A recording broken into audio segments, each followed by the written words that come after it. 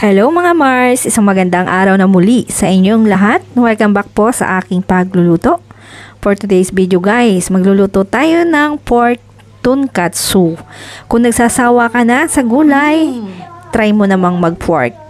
Umpisahan na po natin guys. Tatanggalin ko lamang po itong mga balat ng ating pork chop at saka yung mga buto. Pero wag nyo pong itatapon at yan po ay makakain pat mapapakinabangan pa po natin. Ipiprito din po natin yan mamaya. So, 4 na piraso lang po itong aking pork chop. Yan, kalahating kilo na yan. Ating mamartilyo. Yan, martilyo ba ang tawag dyan? Palalapatin lang po natin ito guys. Yan, pupukpukin natin. Kung wala kayong ganyang pamukpok, pwede po ang bote. So, gumamit lamang ako dito guys ng plastic labo. Kung may cling wrap kayo, mas mainam. Para po hindi manalasik yung katas ng karne. So, yan, napalapad na po natin. Ang purpose po natin nun is mapalapa. At maglalagay tayo dito ng asin, saka paminta. Maglalagay rin ako dito ng pampalasa. Magic sarap po yung aking ilalagay dito. Imamassage lang natin siya guys para po manuot ang lasa. Ayan, ganyan po.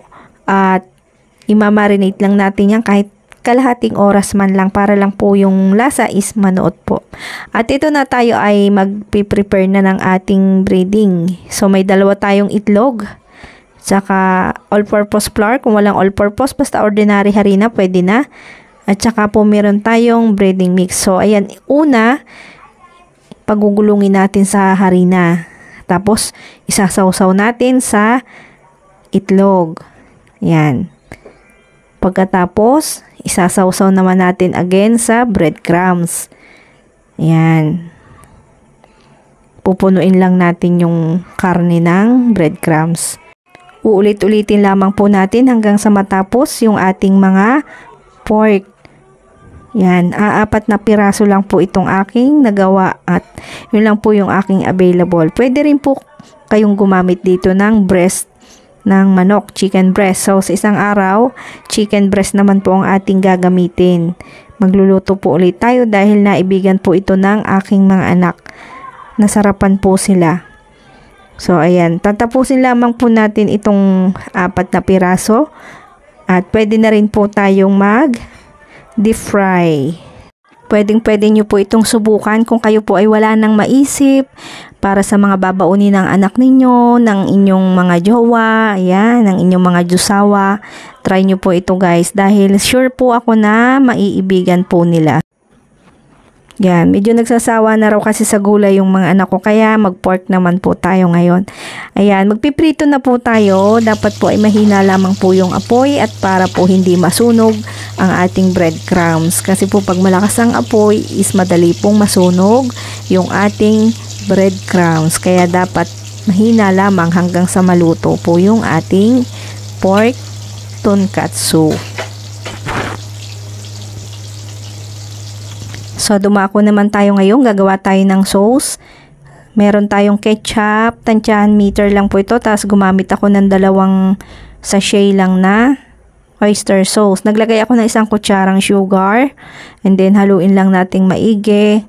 Kung meron po kayong liquid seasoning, pwede po kayong mag-add. Ako po ay konting toyo na lang ang inad ko. Konting-kunti lang po talaga. At, lalagyan natin ng twist para masarap at mabango ang ating sauce. Sesame oil po. Yan aking inilagay na iyan. So, yan po ay isa sa magpapasarap at magpapalinamnam ng ating tonkatsu sauce. So, kung wala kayong sesame oil, skip nyo na lang po. Pwede naman na wala. Yan. I-mix lang po nating mabuti. Meron po ako ditong naluto na yung 2 nauna. So, itong isa ay atin nang i-slice. At syempre, atin ang kakainin. Titikman po natin guys. Ayan. So, alam niyo po, ang lambot po nung pork chop. Kaya minsan tinatamad ako magluto ng pork chop. Matigas, pero ito po malambot siya. Ayan. So, lalagyan lang natin siya ng sauce.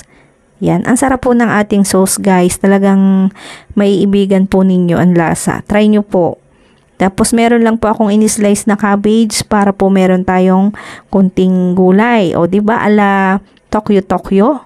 So, kung gusto nyo kumain sa Tokyo at kayo namamahalan, ay kayo na lamang po ang magluto at want to sawa pa at mas makakatipid pa po kayo guys.